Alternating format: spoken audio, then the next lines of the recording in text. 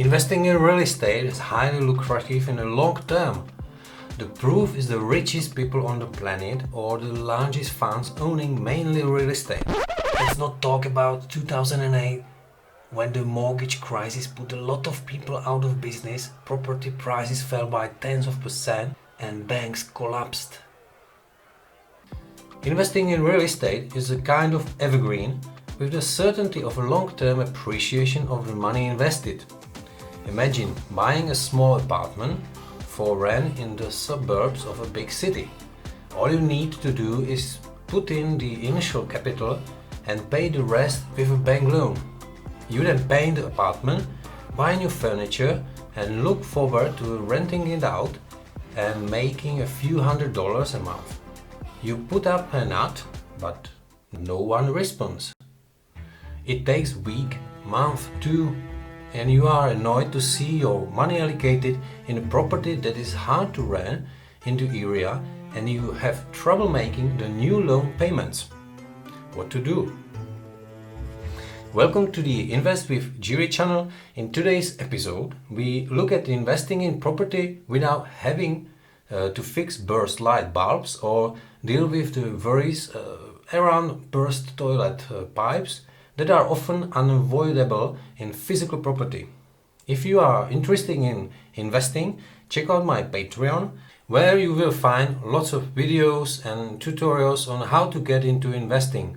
I deal with analysis and how to investing. If you are interested in my videos, please click the subscribe and bell and let's get started. Yes, the traditional way of investing in physical real estate makes sense via mortgage loan. But there's also other hidden obligations associated with it. A tenant forgets to turn on the water in the bathtub, or you have a tenant who won't pay the rent or is late, or the tenant throws a party every night and disturbs your neighbors who call you at 9 p.m. to do something about it. I have experienced a few of these cases myself and I can tell you that it is not pleasant. I have several properties that I rent out and certain problems are simply unavoidable for a property investor. One of the most recent cases was a tenant leaving to move to another city for work, and after handing over the keys and returning the security deposit, we parted on good terms. The following year, the energy bills came in and there was an arrears on the flat. Once I submitted the arrears for payment, the tenant stopped responding to emails and didn't even answer my phone.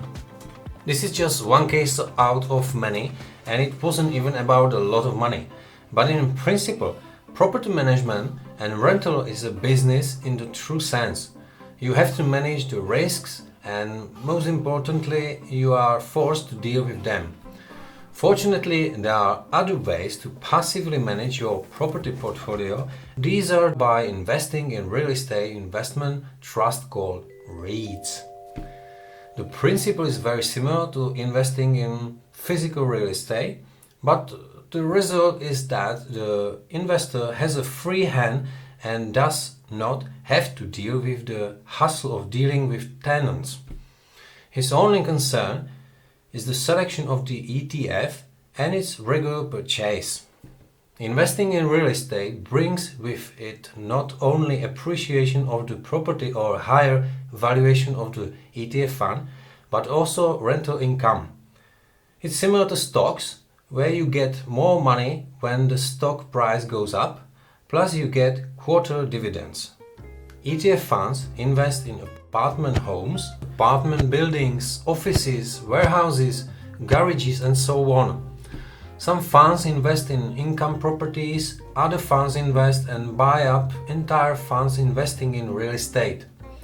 Many investors also put their money into REITs because of US Security and Exchange Commission (SEC) regulations. REITs must pay out at least 90% of its taxable income annually in the form of shareholder dividends, which is great. Let's take a look now at 3 selected REIT ETFs that I sorted based on fund size and the amount of the annual TER fee. These are the 2 main metrics I use to guide my ETF selection in general. That is, if the ETF is large and liquid enough, I can buy or sell it at any time, and if the management fees are not too high.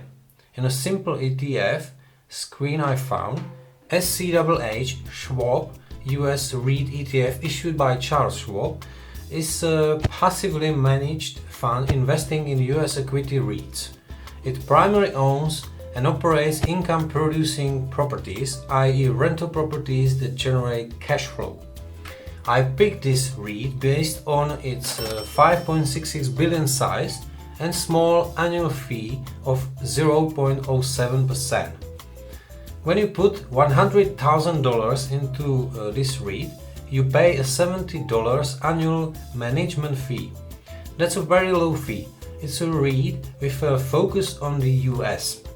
Over a 10-year horizon, its yield is around 4.8% per year, which isn't bad at all, as we can see in the chart.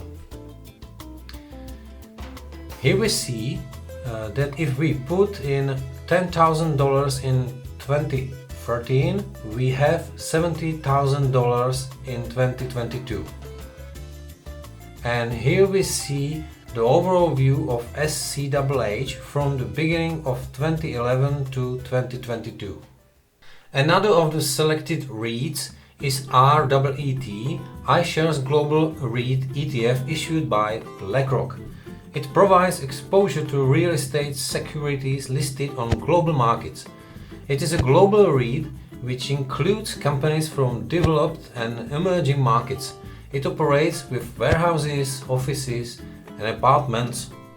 Its size is 2.9 billion and fee based at 0.14%.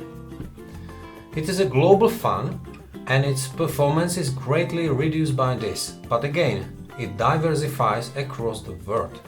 Its shortcoming may be its short history since 2014, which is why we don't see the last 10 years of appreciation. Over a 5-year horizon, we are at 0.46% per annum, which is not great. In a shorter term, it's a loser. It invests in REITs, and we can see those in this chart. There's retail, specialized, industrial, etc. We can see that allocations are high from a couple of percent to almost 20% in real estate REITs. Next graph. In the next figure, we see the locations where the REIT is investing. It's mainly the United States, but there's Japan and/or Britain, Australia. And finally, a picture with the evolution of the hypothetical $10,000 invested in the fund. We have $13,200 after 8 years. It's not much, but we are investing for life, for old age, so it's okay. The last one in our review is a REIT called ICF, iShares Cohen Steers REIT ETF, also issued by BlackRock. It invests in large real estate companies with a dominant position in the real estate sector. It has a total capitalization of 2.27 billion and 0.32% fee. It was founded in 2001, making it the oldest of the REITs discussed. The holding gain after 10 years is interesting, and its average is 6.4 per year. Over a 5-year horizon, it's also a nice 3.92%. The ICF invests in REITs involved in the specialty real estate sector, residential real estate, retail real estate, and more. The fund invests only in the US. We've looked at the 3 largest REITs in the US market and now have a bit of an idea of how big they are, when they were formed, and what their fee strategy is. Whether they are global players or just local, I've summarized the pros and cons in the following overview, so it's nice to see the comparison. Finally, let's picture all three symbols together. You can also see the history is shorter for REIT, and overall it has significantly less performance. The choice of REIT ETF is my own, but you certainly won't go wrong investing in one of these funds for the long term to add to your portfolio. Both of the annual fees and the size of the fund will ensure that you won't lose the money you put in over the long term. I believe in investing in real estate myself, as I have been in the business for 20 years. Real estate has been growing steadily over the long term, and so have the rent levels. This can be seen in the following chart from 2000 to 2022. There was a stagnation between 2007 and 2015 due to the mortgage financial crisis, but the subsequent growth confirms that real estate is still growing in the long run. Investing in REITs is only complementary to our portfolio, and its function is stability when markets fluctuate. It's one more piece to diversify the portfolio. Our portfolio should be made up of index ETFs or sector or bond ETFs. But more on that some other time. Thanks so much for watching this far. Have a great time and invest wisely.